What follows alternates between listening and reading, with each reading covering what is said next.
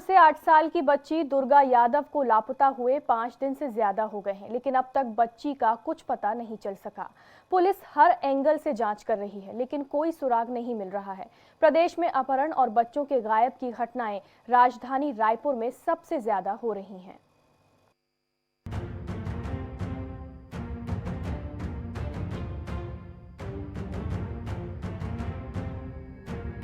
हम जिस मामले की चर्चा कर रहे हैं वो राजधानी के सड्डू इलाके बीएसयूपी कॉलोनी का है, जहां बुधवार की शाम से बच्ची लापता है। बता दें आपको, बीएसयूपी कॉलोनी की इसी जगह पर जो वो बच्ची है वो खेल रही थी। बुधवार शाम का जो है ये पूरा मामला है। बुधवार शाम को अपनी बड़ी बहन के साथ जो है बच्ची इसी कॉम्प्लेक्स के पास जो है भवन के पास यहाँ पर खेल रही थी और बड़ी बहन के जाने के बाद से ही जो बच्ची है वो लापता है। यहाँ पर देखा जा रहा है, आप देख सकते हैं यहाँ पर किसी भी तरह की ना ही कोई स्ट्रीट लाइट है, ना ही कोई व्यवस्था है लाइटिंग की, जिस वजह से देर शाम का पूरा मामला है और अंधेरा होने की वजह से अब तक कुछ मालूम नहीं चल पाया। वहीं इस कॉलोनी की बात करें, बीएसयूपी कॉलोनी की, तो यहाँ से आने जाने का भी केवल एक ही रास्ता है और इस रास्ते पर एक सीसीटीवी कैमरा भी लगा हुआ है, लेकिन सीसीटीवी कैमरे को खंगाला गया है, लेकिन उसके बावजूद अब तक कोई सुराग जो है पुलिस को नहीं मिल पाया है।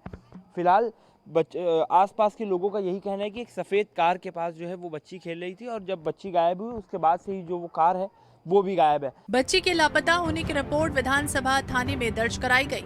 वहीं बच्ची के परिजनों का रो रो कर बुरा हाल है।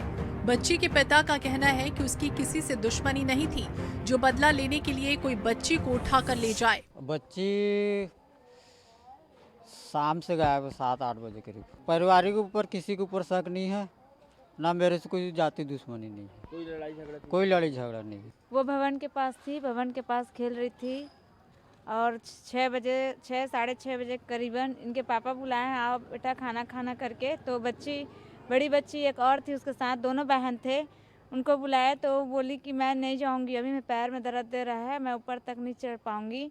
तो बड़ी वाली गई, खाना खा के आई, आते तक के बच्ची गायब हो गई थी यहाँ से। Anti crime and cyber unit को भी बच्ची की तलाश में लगाया गया है। अनिष्ट की आशंका पर आसपास के खंडहर, खाली पड़े मकान, खाली जमीन, कुएं, नाले आदि की जांच की गई। साथ ही पुलिस ने कुछ युवकों को हिरासत में भी लिया है।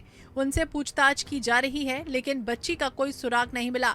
आसपास लगे सीसीटीवी फुटेज भी खंगाले जा रहे हैं और उसके आधार पर आगे की जांच की जा रही है। अभी तक हम लोगों ने जितने आसपास के घर परिवार वालों से पूछताछ वगैरह और जो संबंधी हैं उनसे पूछताछ की है। इसके अलावा कुछ सस्पेक्टेड लोगों को भी हमने उठाया हुआ है और उनसे पूछताछ की है और कुछ सीसीटीवी फुटेज भी मिले हैं जिसमें कुछ हल्की फुल्की लीड मिली, जिसमें आगे बढ़ने की कोशिश कर रहे हैं। इसके अलावा जो टेक्निकल एनालिसिस का भी काम चल रहा है, आसपास सर्चिंग भी करवा रहे हैं।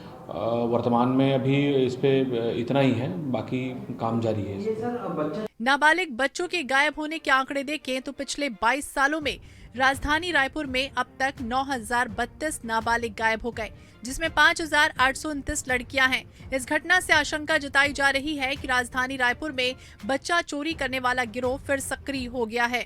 अब देखना होगा पुलिस ऐसे में कैसे इस मामले को सुलझा पाएगी, क्योंकि देखा जाए तो राज्य में सबसे ज़्यादा जो बच्चियां हैं वो राजधानी रायपुर से गायब हो रही हैं। पुलिस इस मामले पर अब तक कोई बड़ी कार्रवाई नहीं कर पाई है।